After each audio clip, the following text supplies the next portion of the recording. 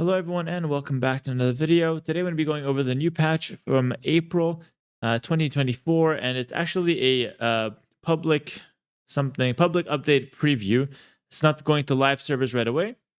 This is the new way that they do things. That they release the patch, they let people test it on a private server or like a public server, but it's like not the main one.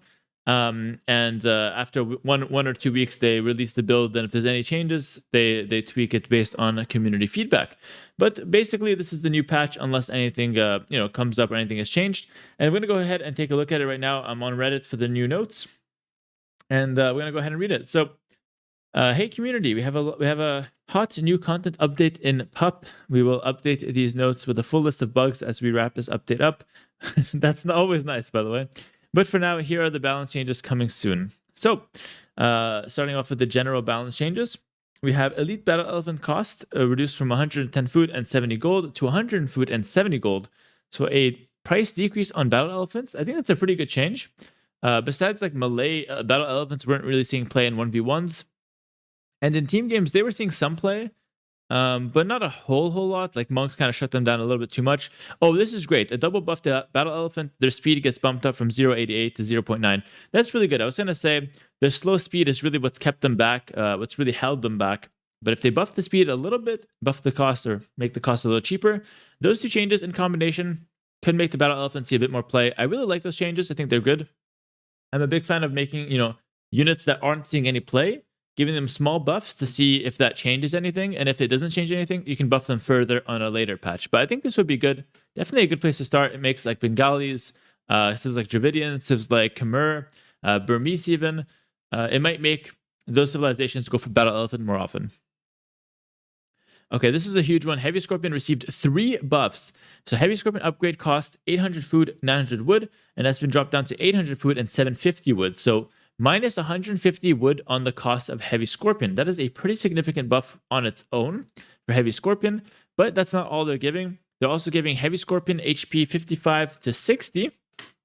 So they're actually giving it 5 more HP, and they're also giving it 1 extra melee armor. So to recap, 1 extra melee armor, 5 HP, and minus 150 wood on its on its elite upgrade. All 3 of those changes are like pretty significant. But remember, the Heavy Scorpion is already not a unit that sees a ton of play. That being said, because it's a triple buff, I think this will have some significant repercussions on the meta. Are we going to see Heavy Scorpion every game? Probably not. But the civilizations that were likely going for Heavy Scorpion before, now they're heavily incentivized to go for it after these 3 changes. So I'm not sure who, by the way, thinks Heavy Scorpions are that weak. Like from my perspective, I think it's a good unit. I just think it's a little clunky and awkward to use. So these changes might actually make it like really strong. I don't expect Heavy Scorpion to be broken or like you have to go Heavy Scorpion every game. Like I said, I think the civs that already go Heavy Scorpion will have a really good time with this. And the civs that aren't going for it, like maybe Franks, next time you want to go Hand Cannoneer or Skirms, you might decide to go Heavy Scorpion to supplement your Paladin if you want to go for like that Death Ball. All in all, though, really big changes on the Scorpion. This will require a lot of testing, and I'll be, of course, the first in line to test it out. And I'll give you guys my opinion when I get a good amount of games on it, whether it's going to be broken, strong, or it didn't change much. We'll see. I'm also going to zoom in a bit more so you guys can read a bit more clearly. And we'll upgrade the cam a little bit there as well. Cool. Watchtower line cost 50 wood, 125 stone, and that's been buffed. It's been decreased as far as the cost goes to 35 wood and 125 stone. So watchtowers, or all the tower line, costing 15 less wood per tower. This is actually one of my suggestions that I made in my patch video a long time ago, so I'm really stoked to see it being implemented here. And that's kind of nice. I think it's a good middle ground. They used to cost 25 wood. They were a bit too spammable. We bumped them to 50 wood, a bit too weak. Now they're at 35 wood. It might be the sweet spot. But again, as always, I think it requires testing. Just because it was my suggestion doesn't mean I'm 100% confident in it.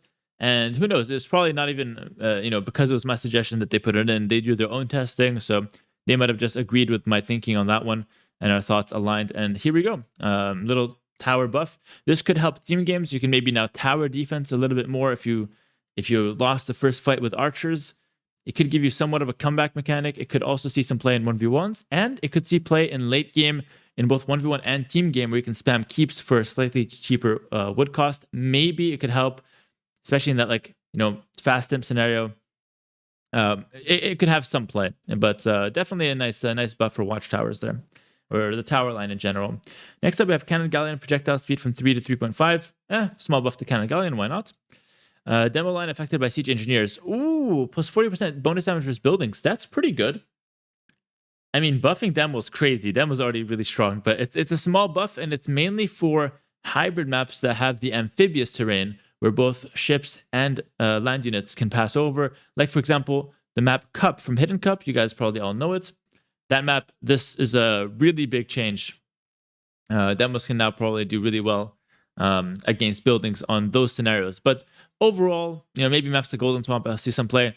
Overall, this is not a big deal because at the end of the day, Siege Engineers is still a very expensive upgrade. I don't think you're going to get it just for the demo line to be affected by it. So small change there.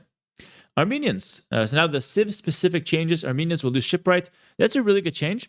I think Armenians were clearly the best water Civ. After this change, they will be clearly the best water Civ for a majority of the game, but the late game will be a little bit questionable. And I like that. It makes you think before going Armenians on water. I really like that. I think it's a good change. They have the best late game on water now, but it's going to cost you, quite a bit because now you lost shipwright. So you don't get best late game and cheap ships. Now you get best late game in terms of units, but they're expensive. And that's pretty good for balance. Next up, we have Bengalis. They lose Parthian tactics. Ooh, what? We're actually nerfing Bengalis? Elite Ratha Armor 2-1 to 3-2. Oh, okay. So this is nerfing specifically the Bengali Elephant Archer. That's what they're concerned about. Oh, I mean, that kind of makes sense. It is a really good unit. So the Ratha Armor gets adjusted. It's now, instead of 2-1 for Elite and regular Ratha, it's 3 out of 2, or 3 melee armor, 2 pierce for regular Ratha, and then 3-3 for Imp Ratha. And then Ratha ranged bonus versus spears from 0 to 1 and 2 for Elite. Whoa, this is a really, really big change. They're buffing Rathas and they're nerfing Elephant Archers from Bengali. Overall, I see this as a net buff for the Civ in 1v1 and a net nerf for the Civ in team games. I like the change a lot, actually. I was a bit dubious when I first saw this, but I like that we're making Ratha stronger. Ratha is a very cool unit, and it's just like never really seeing play. That being said, I think the main problem with Ratha is the fact that it's actually very clunky to use it. It's very hard to know if it's like melee, if it's range. If you've played with the unit, it's hard to describe it, but if you've played with the unit a lot, you understand what I'm talking about. It's a very weird unit to use, and it's very hard to play clean with it. So I would like them to fix Ratha from that perspective. Maybe give us 2 buttons to change from melee to range. So make a range button and a melee button. That way, whenever you click it, you know what form the Rathas will be in, and you don't have to like click and guess which form they're going to be in, if that makes sense. I think that would be the way I would change Ratha. Give them 2 buttons, one for melee, one for range. That way you know exactly what mode you're switching into, and you don't have to play that guessing game. But overall, we'll see how these changes, kind of build up for the Bengalis. Next up, we got Berbers. They gain shipwright. Ooh, Armenians lose it. They give it to Berbers. Could be pretty good. Berbers have now a really good water late game because now their ships move faster, and now they have shipwright. So that's pretty damn solid. Still not a good water stiff, but could play a role in hybrid maps. Bulgarians, Elite Conic, train time 19 seconds to 16 seconds. Okay, exclamation mark Bulgarians. I need to wake up maybe. Okay. Small buff to Bulgarians, why not? Dravidians. Wood steel cost has been decreased by 100 food and 50 gold. Okay, buff to Dravidians on mainly land maps, why not?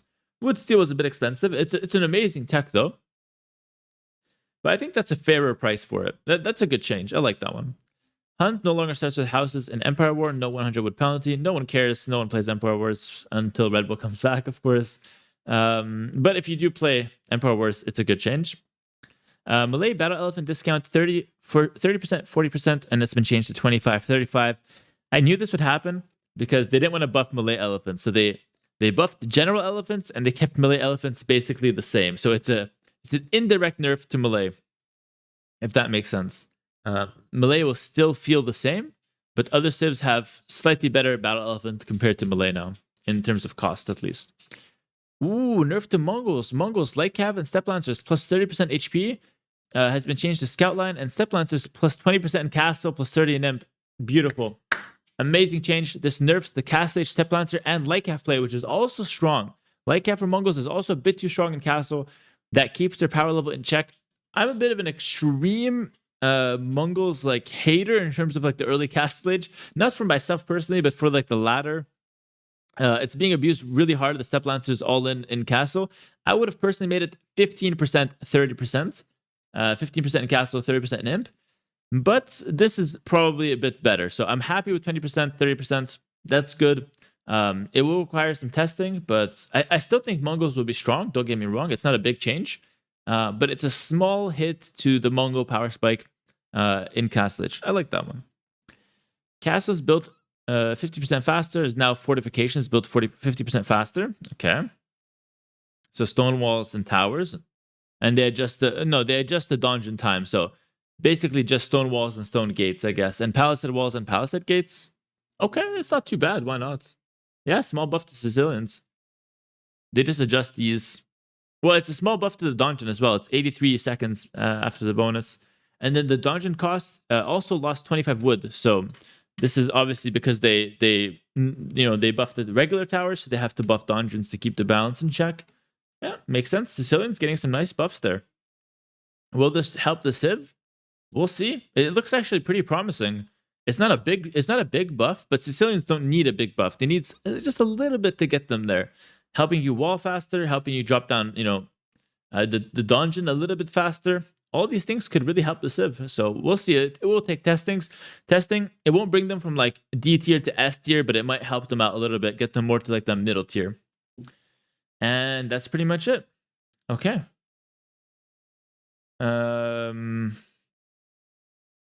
Yeah, awesome. So we can take a look at some Reddit comments, actually. Why not? Looks like Sicilians aren't going to be nerfed anymore.